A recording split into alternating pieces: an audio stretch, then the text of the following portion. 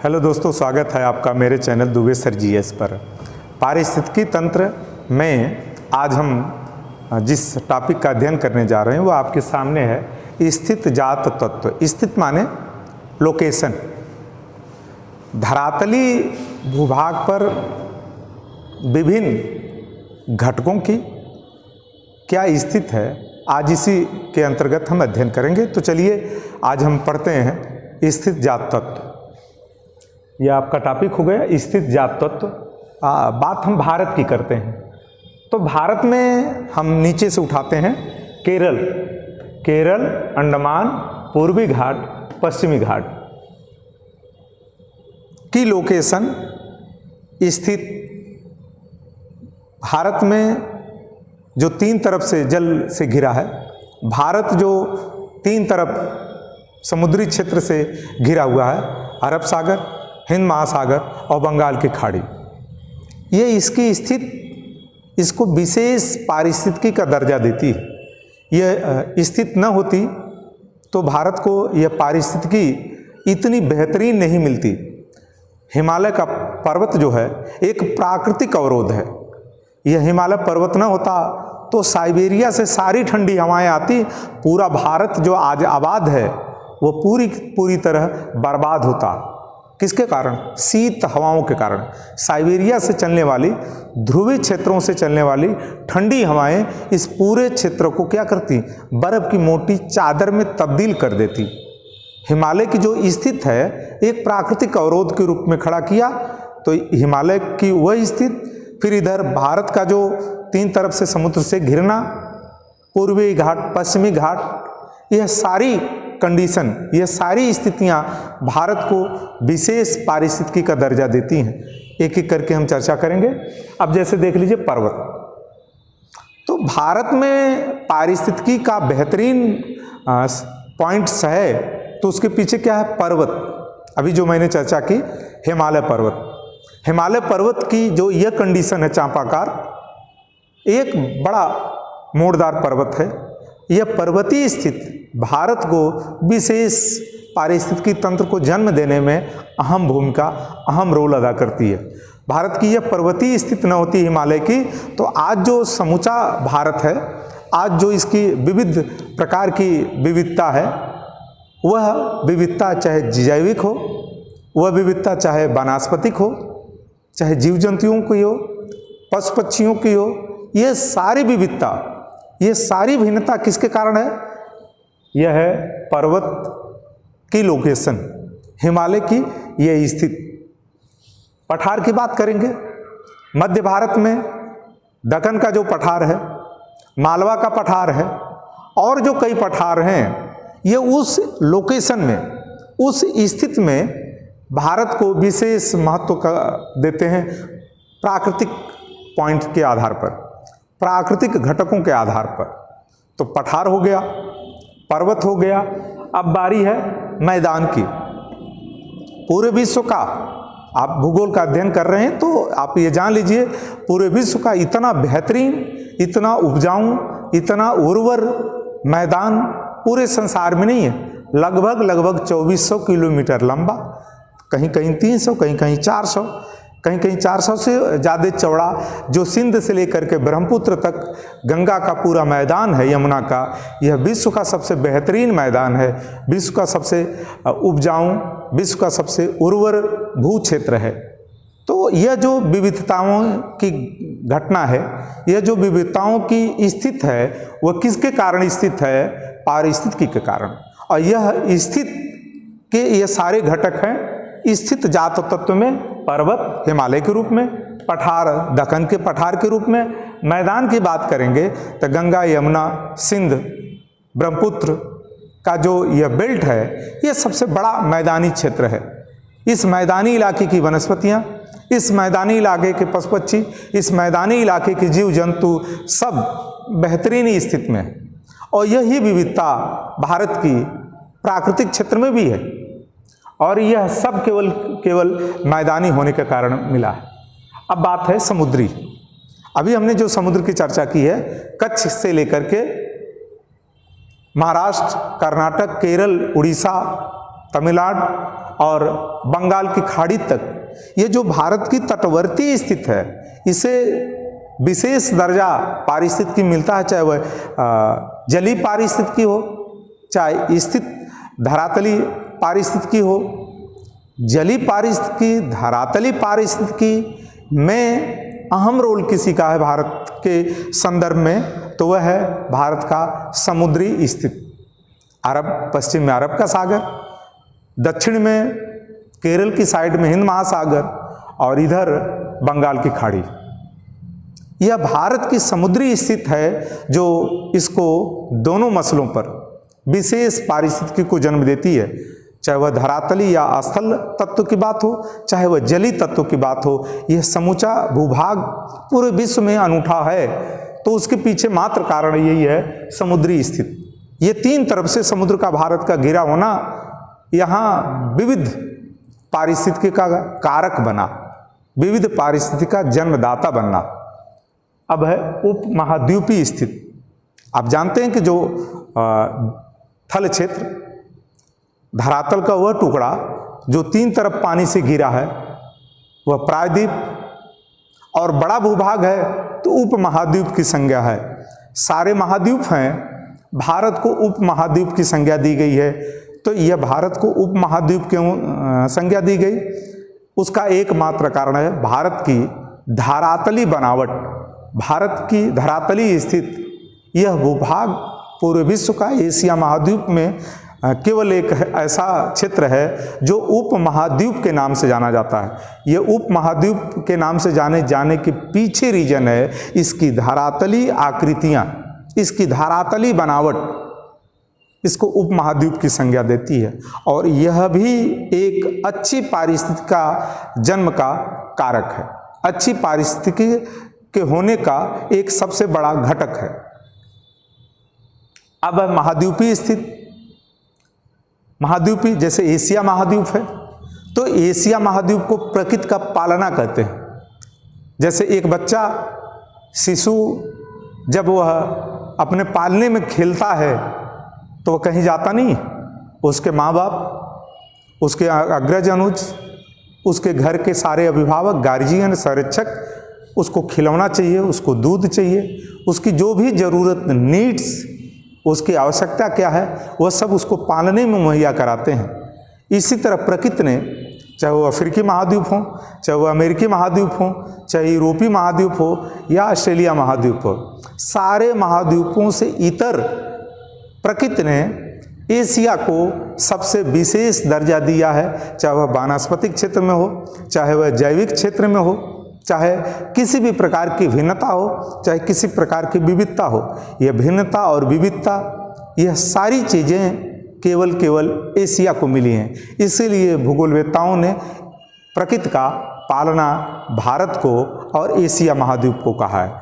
तो एशिया महाद्वीप सबसे बड़ा इकोलॉजी का, सबसे बड़ा पारिस्थितिकी तंत्र का अनूठा, बृहद, बड़ा क्षेत्र है। यह महाद्वीपीय स्थित यहाँ विशेष पारिस्थितिकी को जन्म देती है। आप इसमें देख लीजिए, बर्मा में सफ़ेद हाथियों का क्षेत्र है, इधर हिमालय क्षेत्र में विविध प्रकार के जानवर हैं, कई प्रकार की वनस्पतियाँ पाई जाती हैं, औषधि हों, चाहे इमारती हों, चाहे फल की हों, चाहे फ्रूट की हों या जलावन की हों, किसी प्रकार की लकड़ी हो, किसी प्रकार की वनस्पत हो, किसी प्रकार की जीव जंतु हों, इस पूरे समूचे एशिया भूभाग में बहुत बेहतरीन, बहुतायत मात्रा में मिलते हैं। अलग अलग रंग के, अलग अलग रूप के, अलग अलग स्वरूप के, यह सब कुछ मिलता है। तो वह क्यों? क्योंकि प्रकृति का पालना है एशिया महाद्वीप, और यही एशिया महाद्वीप अच्छे से पारिस्थितिकी तंत्र का जनक भी है। अब है महासागर, जो सारे महासागर हैं, अंध महासागर है, हिंद महासागर है, प्रशांत महासागर है। तो यह अंध महासागर, हिंद महासागर, प्रशांत महासागर एक बड़े भूभाग पर जलीय पारिस्थितिकी तंत्र के सबसे बड़े प्लेटफार्म हैं।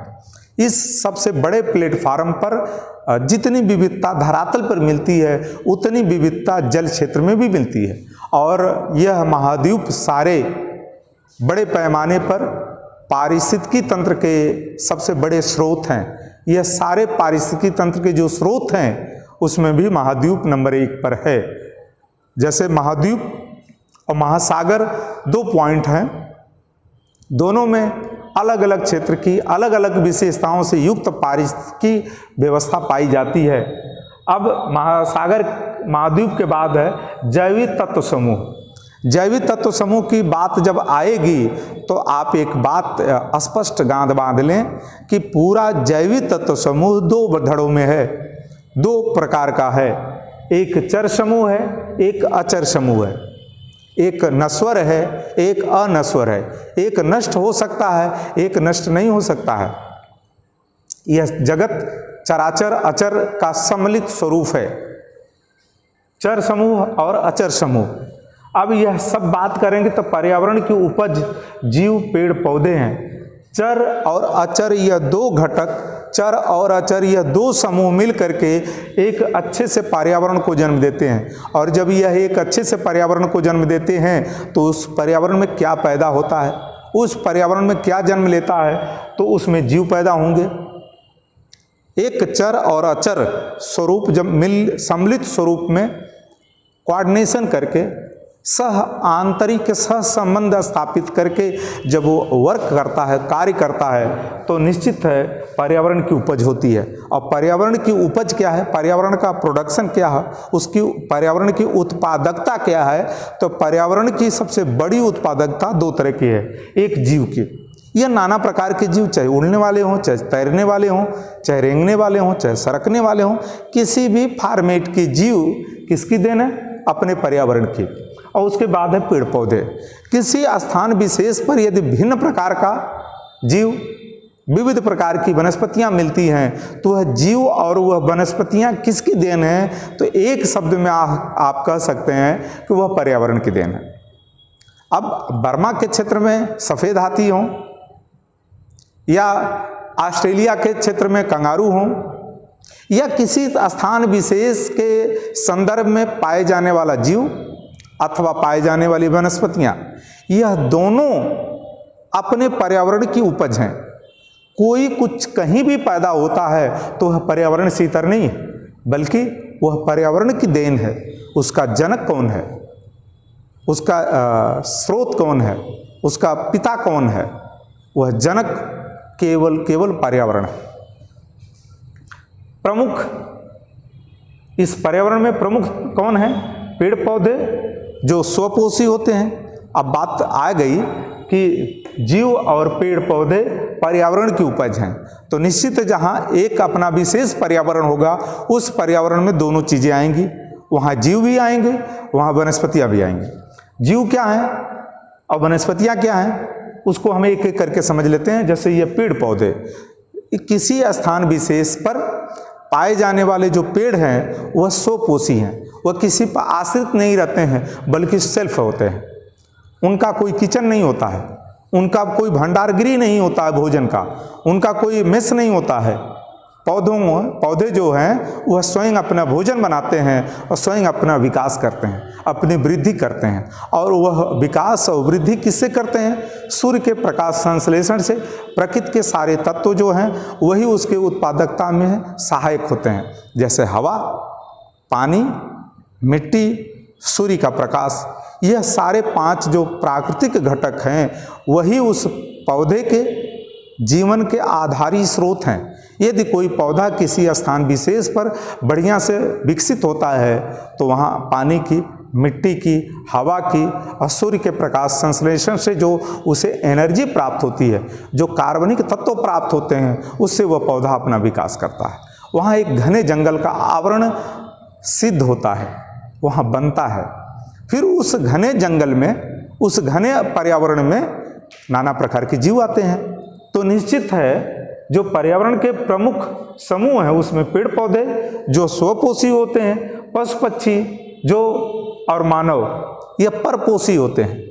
पौधे स्वपोषी जो खुद का भोजन बनाते हैं, पशु पक्षी और मानव ये परपोषी होते हैं। परपोषी का आशय इनका पोषण, इनका जीवन, इनका भोजन दूसरे पर आश्रित है।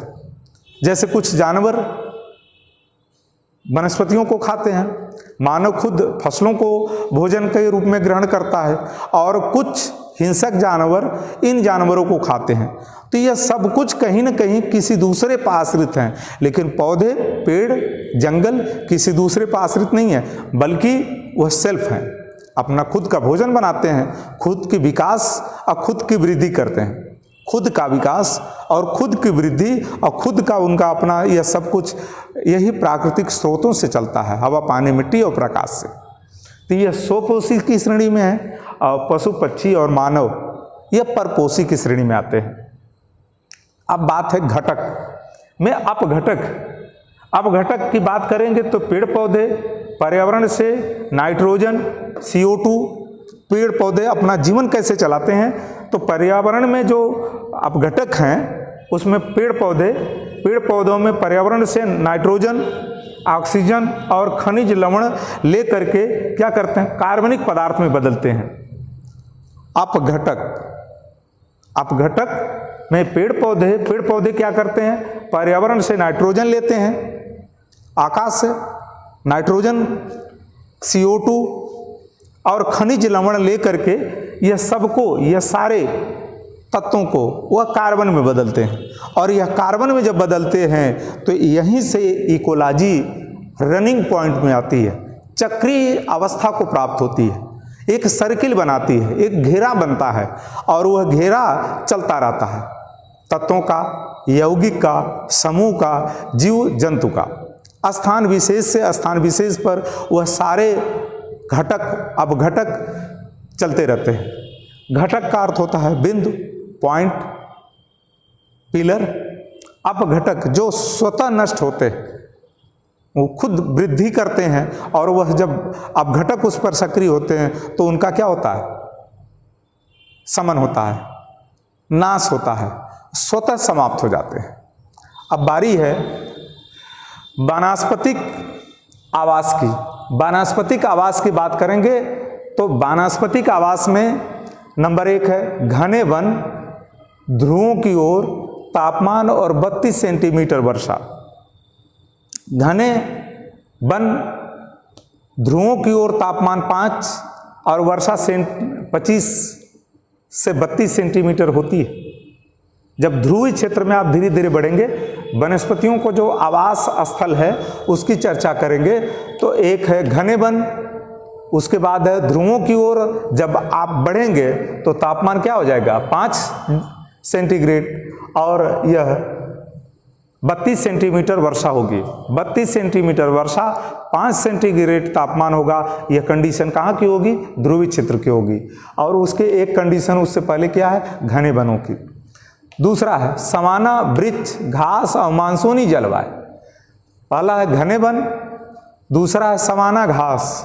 घासें भी कई प्रकार की पाई जाती हैं, पंपास घास है, प्रेरीज घास है, सवाना घास है, तमाम प्रकार की घासें हैं। भारत में भी है, जयपुर के क्षेत्र में आप जाएंगे तो सवाई घास जानी जाती है। राजपूताने राजाओं की जब चर्चा चलती है तो उनके नाम के आगे यह सवाई शब्द जोड़ा जाता है, सवाई माधो सिंह, सवाई मान सिंह। यह सवाई शब्द कहाँ से लिया गया है, उसी घास से। सवाई घास पाई जाती है राजस्थान के क्षेत्र में। तो यह हो गया घने वन।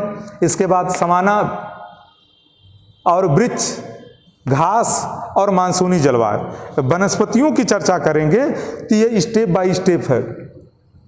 यह घने वन होंगे, ध्रुवों के क्षेत्र पर होंगे, सवाना घासें होंगी, यहाँ वृक्ष होंगे और मानसूनी जलवायु होगी। फिर इसके बाद घास का मैदान। घास का मैदान कहाँ है, जहाँ पर कम वर्षा होती है। कम वर्षा का क्षेत्र जैसे प्रेरी और स्टेप, जहाँ कम वर्षा होगी वहाँ इस तरह के घासों का उगना जारी होता है, जिसमें प्रेरी हैं, स्टेपी घासें हैं। यह कम वर्षा के क्षेत्र हैं। चौथा है मरुस्थली वनस्पतियां और विश्व का 25% पर। पूरे संसार में आप देखेंगे जो मरुस्थल है वह मरुस्थल क्या है, वहाँ की वनस्पतियों की विशेषता अलग होती है। कहीं घने जंगल होते हैं तो कहीं घासें होती हैं और कहीं झाड़ियाँ होती हैं। तो ये झाड़ियों वाला जो क्षेत्र है वह कम वर्षा के कारण क्या है, मरुस्थली, मरा हुआ स्थल, अर्थात वह मिट्टी, अर्थात वह भूभाग जहाँ पर धरातल का मिट्टी मरी हुई होती, पोषक तत्वों की कमी होती है, उर्वरा शक्ति की कमी होती है, मिट्टी में इतनी क्षमता नहीं होती कि वह अच्छी वनस्पतियों को अच्छी फसलों को पैदा कर सके, इसीलिए इसका नाम पड़ गया मरुस्थल। तो मरुस्थली भूमि में झाड़ीदार वनस्पतियाँ होती हैं, कटीली वनस्पतियाँ होती हैं। अब आपके मन में ये प्रश्न खड़ा होगा कि यह कटीली या झाड़ीदार वनस्पतियाँ क्यों होती हैं? रीजन, उसका कारण क्या है कि धरती के अंदर मिट्टी में पानी की कमी होती है, मिट्टी में नमी की कमी होती है। तो जब नमी की कमी होगी, पानी की कमी होगी, तो वह हरी कैसे रहेंगी? तो ऐसे मरुस्थली क्षेत्र में पौधे अपने को हरा रखने के लिए, अपने को स्वस्थ रखने के लिए वह मिट्टी से नमी नहीं प्राप्त करते हैं, वायुमंडल की आर्द्रता को, वायुमंडल की नमी को वह अपने कांटों से शोषित करते हैं और खुद को हरा रखते हैं। प्रकाश संश्लेषण की क्रिया में जो जल की ज़रूरत होती है, वह जल की ज़रूरत मिट्टी से न प्राप्त करके जितने कांटेदार पौधे होते हैं, झाड़ियों वाले पौधे जो होते हैं, वह वायुमंडल की आर्द्रता से नमी प्राप्त करते हैं और अपना जीवन चलाते हैं। तो इस तरह यह मरुस्थली वनस्पतियाँ हो गई, झाड़ियाँ हो गई। यह पूरे संसार में इसका क्षेत्र कितना है? 25%। अब मैं कुछ नाम गिना दे रहा हूँ, अटाकामा का, तकलामकान का, सहारा का, भारत में थार का, जो पाकिस्तान और भारत के मध्य में पड़ता है, थार का मरुस्थल, सहारा का मरुस्थल, गोबी का मरुस्थल, तकलामकान का मरुस्थल, इस तरह के ये क्षेत्र आते हैं। अब है वनस्पत और मानव समायोजन। वनस्पत और मानव समायोजन क्या है? जंगलों से मानव का पुराना नाता रहा है, हमारी पैदाइश ही जंगल की है और हम उससे दूर भाग नहीं सकते। वनस्पतियों से मानव का समायोजन अनादिकाल से है। जब मानव धरातल पर आया तो उसका सामना ही, उसका पाला ही किससे पड़ा? प्राकृतिक घटकों में, जल, हवा और पानी के साथ वनस्पतियों से पड़ा। यह वनस्पतियों के साथ मानव शुरुआती जीवन काल से आज तक समायोजन करते ही आ रहा है। अब मानव और वनस्पतियों के समायोजन में कुछ जातियों का, कुछ मानव समूहों का मैं नाम ले रहा हूँ, जैसे गोंड। गोंड एक जाति है, भील, थारू। ये जो आपके नेपाल वाला बेल्ट है, गोरखपुर वाला, सिद्धार्थनगर, महाराजगंज, कुशीनगर, या कुछ मऊ का जो क्षेत्र है, यहाँ थारू जनजाति पाई जाती है। थारू ऐसी जनजाति है मानव समूह में जो 100% जंगली जीवन पर, जंगल वनस्पतियों पर आधारित उनकी पूरी दिनचर्या होती है। उनका सारा कार्य व्यवहार, उनके सारे आय के स्रोत, सब कुछ का है वनस्पतियों के आधारित है। गोंड जनजाति है, जो पहले सारे लोग इस व्यवस्था से जुड़े थे वह जानते होंगे। गोंड, भील, थारू की मैंने चर्चा की है, तराई वाले बेल्ट में, जो गोरखपुर नेपाल के बॉर्डर पर है। भील जनजाति है, कोल भील का नाम आप सुने होंगे। जब राम जंगल जा रहे थे तो निषाद राज गुह और भिलनी, शिवरी, यह सब की चर्चा इस बात को दर्शाती है कि कहीं न कहीं मानव का वनस्पतियों से गहरा नाता रहा है। तो यह गोंड, भील, थारू के साथ यह मानव और ये वनस्पतियों में बड़ा गहरा तादम्य, गहरा रिश्ता था और ये रिश्ता लगातार अनवरत सतत चलता रहा। यह दुर्भाग्य है मानव का कि पश्चिमी सभ्यता के चक्कर में, मॉडर्न और आधुनिक बनने के चक्कर में हम सब कुछ कंक्रीट का मकान, आधुनिक जीवन शैली अपना लिए। जब तक मानव वनस्पतियों पर आधारित जीवन शैली को जीता रहा, तब तक हमारी न पारिस्थितिकी डैमेज हुई, न हमारा पर्यावरण कहीं नष्ट हुआ। इन वनस्पतियों से जो ये गोंड, भील, थारू या अन्य समाज के लोग, या आज हम सभी जो सभ्य समाज की श्रेणी में अपने को रखते हैं, सभी लोग वनस्पतियों से समायोजन ही किया। आप देख लीजिए, नीम की बात आएगी। नीम को हमने क्यों पालतू बनाया? क्योंकि वह हमारे लिए सबसे बड़ा हाई एंटीबायोटिक है। फल की बात है, फ्रूट की बात है, नीम की बात है, बरगद की बात है। ऑक्सीजन का सिलेंडर कौन है? बरगद, पीपल, पाकड़। नीम क्या? High antibiotic. तो इस तरह बहुत से ऐसे हैं। कभी मैं भूगोल और पर्यावरण और धर्म कि स्पेशल क्लास लूँगा तो इसमें मैं आपको धर्म और वनस्पतियों का कैसे गहरा रिश्ता रहा इसके बारे में बताऊँगा। आज केवल इतनी चर्चा है कि यह सब लोग वनस्पतियों से आधारित जीवन शैली को अपनाए। अब है इनसे क्या मिलता है, वनस्पतियों से हमको क्या मिलता है? फल, फूल, जड़ी बूटी, गोंद, छाल। आप देख लीजिए तमाम बड़े बड़े रोगों में हम किसका प्रयोग करते हैं? छालों का। इनकी छालों से लेप लगा करके हम सभी, आप सभी तमाम रोगों का उपचार करते हैं। ये छालें किससे प्राप्त होती हैं? वनस्पतियों से। आज हम गोंद प्राप्त करते हैं, लाह प्राप्त करते हैं। तो यह लाह, यह गोंद, यह छाल हमको कहाँ से मिलती है? वनस्पतियों से मिलती है।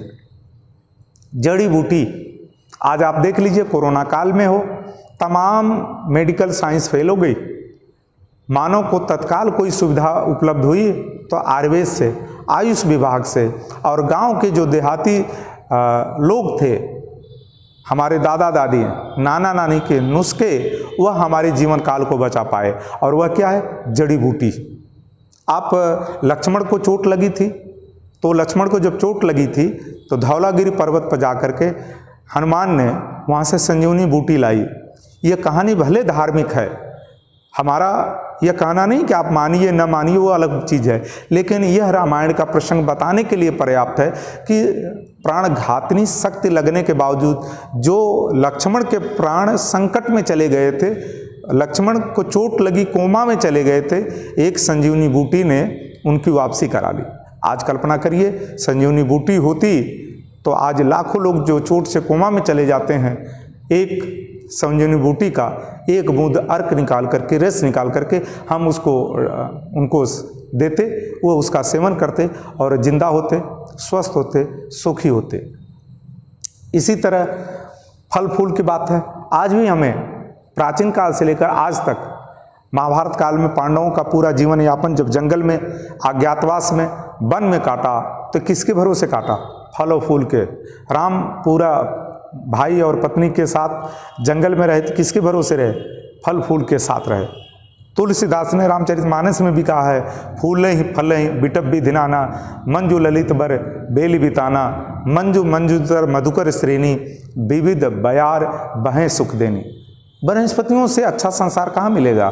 स्वर्ग कहीं है तो कहाँ है? इन्हीं प्रकृति के वनस्पतिक गोंदों में, इनके आंचल में है। तो जीवन और मानव और वनस्पतियों में गहरा रिश्ता है। कागज, आज हम आप लिख पढ़ रहे हैं तो कागज कहाँ से मिलता है? वनस्पतियों से। लकड़ी जलावन की हो, लकड़ी इमारती हो, कहाँ से मिलती है? वनस्पतियों से मिलती है। फर्नीचर, यह भी वनस्पतियों से, सब कुछ वनस्पतियों से ही मिलता है। पशु पक्षी की बात करेंगे तो सारे पशु पक्षी आज कहाँ हैं?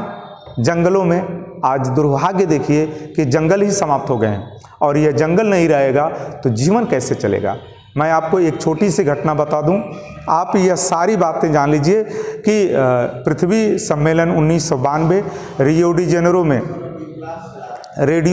में पृथ्वी सम्मेलन चल रहा था, और वहाँ पर समापन समारोह में भारतीय प्रधानमंत्री नरसिम्हा राव ने बोला, जब उनसे विश्व मीडिया ने पूछा तो उन्होंने कहा कि हम प्रकृति को बचाना चाहते हैं। इसका आशय नहीं कि हम प्रकृति का बचाने के चक्कर में आदिम व्यवस्था में लौट जाएं, और हम प्रकृति के साथ विकास करना चाहते हैं तो विकास का आशय नहीं हम प्रकृति का ही नाश करते।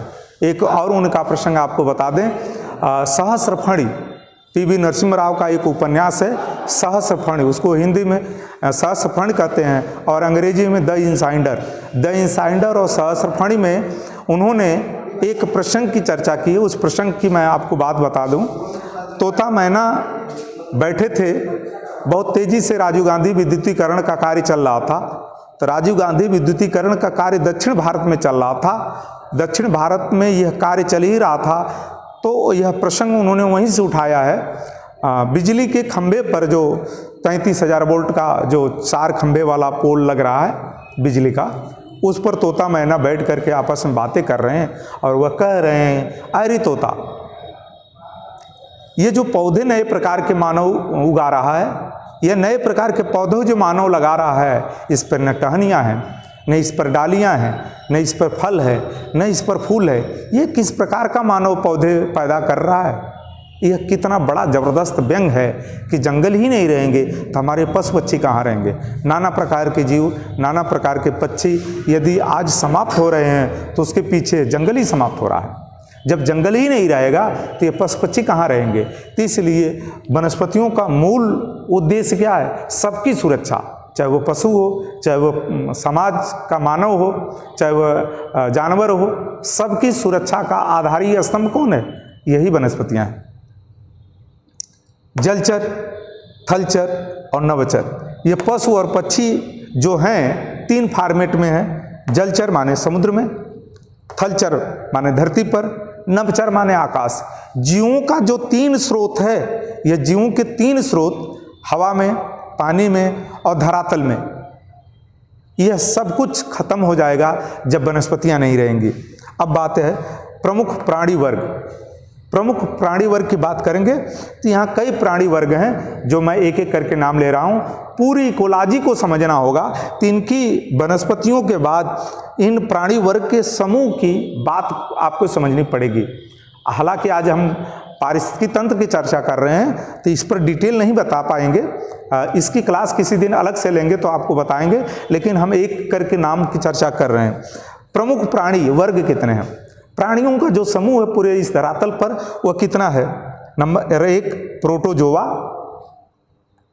Protozoa, porifera, coelenterates, ctenophores, flat worm, thread worm, echinoderms, annelids, mollusc और एंथ्रोपाइडस, वर्टिब्रेटस या रीढ़ वाले। ये जो सारे जीव हैं, इन सारे जीवों में हम चर्चा केवल करेंगे वर्टिब्रेटस की या रीढ़ वाले जीव की। उसके पहले आपको एक सीन आपको दिखा दें। यह जो हमारा है पूरी इकोलॉजी, पूरा पारिस्थितिकी तंत्र आपको समझना है तो यह पारिस्थितिकी तंत्र काम कैसे करता है। यह एक पौधा है, यह पौधा जो है उत्पादक है, प्रोडक्शन है। उत्पादन कौन करता है? ये पौधे, चाहे हवा का हो, चाहे फल का हो, चाहे फ्रूट का हो, चाहे पत्तियों का हो, चाहे जड़ों का, यह सब कुछ उत्पादक की श्रेणी में है। कौन है?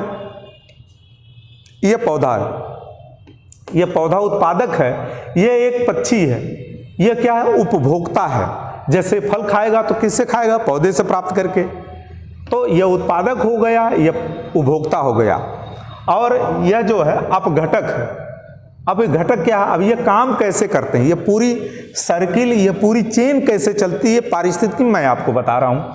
ये पौधा है, एक छोटा सा बीज, छोटा सा नन्हा सा बीज मिट्टी में पड़ा। मिट्टी में पड़ा तो मिट्टी से क्या ले लिया? नमी, पोषक तत्व। सूर्य की रोशनी आई, जैसे सूर्य की रोशनी इस मिट्टी में पड़ी तो मिट्टी थोड़ी सी हीट हुई, गर्म हुई। जो उसमें पौधा बीज के रूप में पड़ा था उसका कैप खुल गया, वहाँ से एक अंकुर फूटा। और जब वो अंकुर फूटा तो सूर्य की, यहाँ से सूर्य की रोशनी आई तो वह अंकुर फूटा बीज का। जब अंकुर फूट गया तो अंकुर फूटने के बाद जो कल्ले निकले, अब वहाँ से सूर्य की रोशनी पड़ गई, नीचे से पोषक तत्व मिट्टी से मिल गए, बगल से हवा आ गई। तो वायुमंडल से हवा, सूर्य की रोशनी और मिट्टी से पोषक तत्व, यह सब कुछ लेकर के वह अपना क्या किया? भोजन बनाया। क्योंकि यह स्वपोषी है, यह दूसरे पर आश्रित नहीं है। और जब यह भोजन बनाया तो इस प्रकाश संश्लेषण से यह पौधा क्या किया? अपना विकास किया और अपनी वृद्धि की। जो छोटा सा बीज था आज वह बड़ा सा पेड़ हो गया। और यह कैसे हुआ? यही प्राकृतिक तत्वों से, सूर्य की रोशनी, मिट्टी का पोषक तत्व और हवा लेकर के उसने अपना प्रकाश संश्लेषण किया और अपना भोजन बना करके एक स्वस्थ पौधा हो गया। स्वस्थ पौधा हुआ तो उस पर क्या लगे? फल और फ्रूट। तो इनका उपभोग कौन करेगा? पशु व पक्षी, मानव खुद करेगा। तो ये हो गया उपभोक्ता, ये हो गया उत्पादक। तो ये उत्पादक और ये उपभोक्ता। अब इसमें जो बारी है ये काम कैसे करते हैं तो आप देख लीजिए। यह प्रकाश, नाइट्रोजन, जल और CO2, यह सारे तत्व मिल करके इसको स्वस्थ रखते हैं। यह सब जब साथ काम करते हैं तो ये सारी चीजें होती हैं। संगठन, घटक माने अवयव होता है। यह घटक अवयव मिल करके ये सारी चीजें चलाते हैं। और जब यह यहाँ से जब ये पुराना होगा तो इसमें क्या होगा? अपक्षरण होगा, अपघटन होगा। और क्या कैसे अपघटन होगा? तमाम सूक्ष्म छोटे छोटे जीव उसको क्या करेंगे? अपना भोजन बनाएंगे। और जब वो अपना भोजन सूक्ष्म जीव बनाएंगे तो वह क्या करेगा? घटना शुरू होगा। यह घटना ही अपघटक कहलाता है। और यह घटाता कौन है? छोटे छोटे सूक्ष्म जीव घटाते हैं। और यह क्रिया जो होती है यह अपघटक कहलाती है। धरातल पर या वायुमंडल में तमाम छोटे छोटे जीव, सूक्ष्म जीव, बहुत से आप आंखों से नहीं देख सकते, वह सब कुछ क्या करते हैं? अपना भोजन बनाते हैं। मृत जीवों को, मृत पौधों को जो खा करके अपना जीवन चलाते हैं वही क्या है? अपघटक कहलाते हैं। जो मृत पौधे मृत जीवों के शरीर को सूक्ष्म छोटे जीव खा करके अपना जीवन चलाते हैं और उसका क्या करते हैं? घटाव करते हैं, वह समाप्त हो जाता है, खत्म हो जाता है। तो यह अपघटक हो गए, वह संगठन हो गया, यह उत्पादक हो गया और यह उपभोक्ता हो गया। यह इस तरह पूरी पारिस्थितिकी अपना काम करती है। एक चक्र चलता है, एक सर्किल चलती है। और यही सर्किल ही जिस दिन आप समझ जाएंगे उस दिन पूरी की पूरी पारिस्थितिकी को आप समझ जाएंगे। इस तरह आज पारिस्थितिकी तत्वों में जो हमने एक एक करके चर्चा की है, आपको पारिस्थितिकी को समझने में स्थल जात तत्व कैसे एक जगह एक बेहतरीन इकोलॉजी को, अच्छी पारिस्थितिकी को जन्म देते हैं, इन सारे पॉइंट्स के विवेचन से, विश्लेषण से यह सारी चीज़ें स्पष्ट हो गई। अभी हम आपको बताएंगे जो यह है वर्टिब्रेटस, रीढ़ वाले जीव कैसे काम करते हैं और इनका इस इकोलॉजी में क्या रोल है, उसकी चर्चा अभी हम आगे करेंगे। यह वर्टिब्रेटस जीव समूह में सिंपल अर्थ में आप न समझ पा रहे हो तो आप अपनी साधारण भाषा में समझिए। रीढ़ वाले जीवों की हम चर्चा करने जा रहे हैं। वर्टिब्रेटस का अर्थ हो गया रीढ़ वाले जीवों की चर्चा। चलिए, रीढ़ वाले जीव अर्थात वर्टिब्रेटस, यह रीढ़ वाले जीवों में एक कैटेगरी है मछली की। जो मछलियां पाई जाती हैं वह रीढ़ वाले वर्टिब्रेटस जीवों की श्रेणी में आती हैं। तो यह मछली हो गई। उभयचर, जो पानी में भी है और धरातल पे भी है, जैसे कछुआ। कछुआ समुद्र में, जल में भी पाया जाता है और धरातल पर भी पाया जाता है। तो उभयचर माने दोनों जगह चलने वाला, दोनों जगह रहने वाला। मछली तो ही है, दोनों जगह निवास करने वाला, वास करने वाला भी उभयचर की श्रेणी में वर्टिब्रेटस का समूह, ग्रुप का जीव है। इसके बाद रेंगने वाले प्राणी। रेंगने वाले प्राणी कौन कौन है? जैसे सांप है, गोजर है, बिच्छू है। यह सब जो, या इस तरह के बहुत से ऐसे जीव हैं जो रेंग करके चलते हैं धरातल पर, वह क्या है? इसी श्रेणी के अंतर्गत आते हैं। फिर है पक्षी, बहुत से पक्षी हैं, वह भी इसी श्रेणी में आते हैं। स्तनधारी जीव हैं, वह भी इसी श्रेणी में आते हैं। तो ये एक लंबी चेन है, लंबी श्रृंखला है रीढ़ वाले जीवों की। नंबर 1 मछली, दूसरा उभयचर, तीसरा रेंगने वाले प्राणी, चौथा है पक्षी, पांचवा स्तनधारी।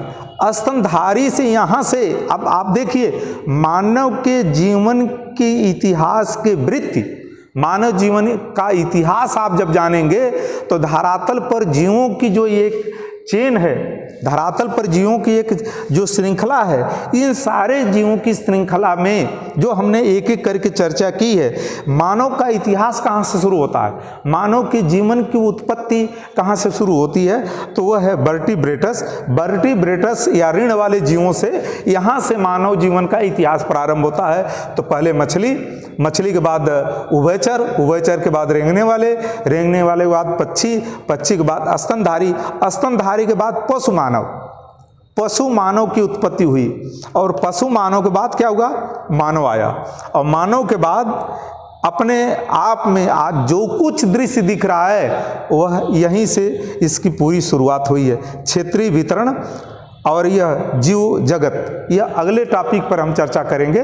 लेकिन आप इतना जान लीजिए कि मानव के जीवन का इतिहास, अर्थात मानव का आदि, मानव की उत्पत्ति की शुरुआत किससे हुई है, तो वह वर्टिब्रेटस, और यहाँ से एक चेन बनती है, मछली, उभयचर, रेंगने वाले, पक्षी, स्तनधारी, पशु मानव, पशु मानव के बाद मानव या होमोसैपियंस या सभ्य मानव। यह एक पूरी चेन है इकोलॉजी की, यह एक पूरा इतिहास है, यह एक पूरा गौरवशाली पूरी फेहरिस्त है जीवों की, उसमें मानव सर्वोपरि है। और यह एक पूरा चैप्टर आज समाप्त हुआ। अगले टर्न में, अगले टॉपिक पर हम चर्चा करेंगे जो क्षेत्रीय वितरण क्या है और जीव जगत क्या है। आप चैनल को मेरे सब्सक्राइब कर लें और इस तरह वीडियो प्राप्त करते रहें, और अपने सुझाव भी समय समय कमेंट बॉक्स में लिख करके अवश्य दें। आपके सुझाव हमारे लिए बहुत बेहतरीन काम करेगा। आपका स्वागत है। बहुत बहुत धन्यवाद। जय हिंद।